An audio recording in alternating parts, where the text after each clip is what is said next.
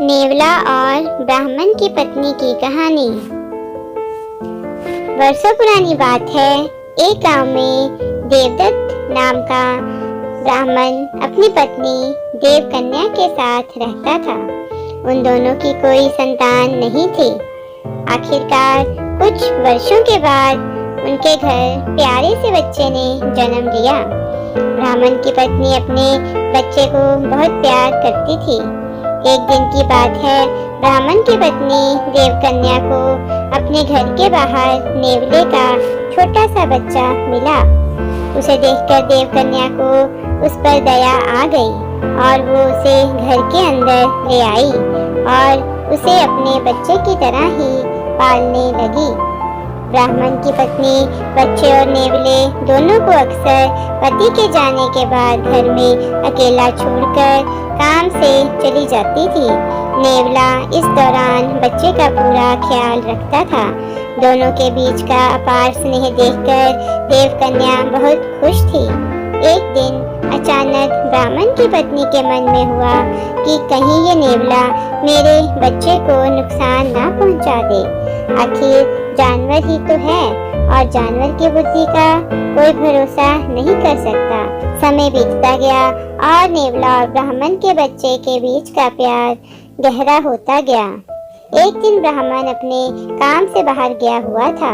पति के जाते ही देवकन्या भी अपने बच्चे को घर में अकेला छोड़कर बाहर चली गई। इसी बीच उनके घर में एक सांप घुस आया। इधर ब्राह्मण देवदत्त का बच्चा आराम से सो रहा था, उधर सांप तेजी से उस बच्चे की ओर बढ़ने लगा। पास में ही नेवला भी था। जैसे ही नेवले ने सांप को देखा तो वह सतर्क हो गया। नेवला तेजी से सांप की ओर लपका और दोनों के बीच काफी देर तक लड़ाई हुई। आखिर में नेवले ने सांप को मारकर बच्चे की जान बचा ली। सांप को मारने के बाद नेवला आराम से घर के आंगन में बैठ गया। इसी बीच देवकन्या घर लौट आई। जैसे ही उसने नेवले के मुंह को देखा तो वह डर गई। नेवले का मुंह सांप के खून से लथपथ था, लेकिन इस बात से अनजान देवकन्या ने मन में कुछ और ही सोच लिया।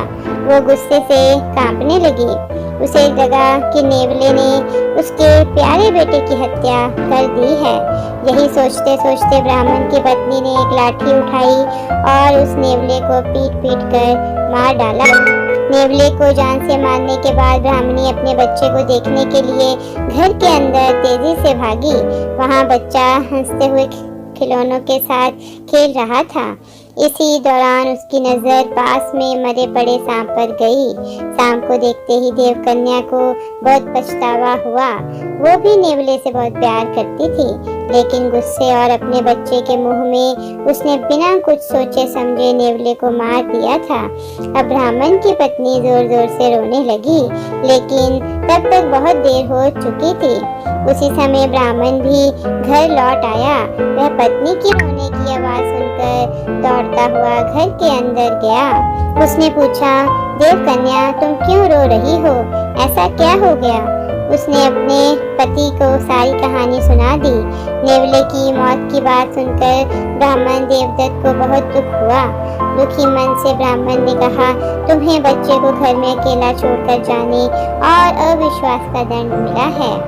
कहानी से सीख, बिना सोचे समझे गुस्से में आकर कोई काम नहीं करना चाहिए। साथ ही विश्वास की डोर को कभी शक की वजह से टूटने नहीं देना चाहिए। धन्यवाद।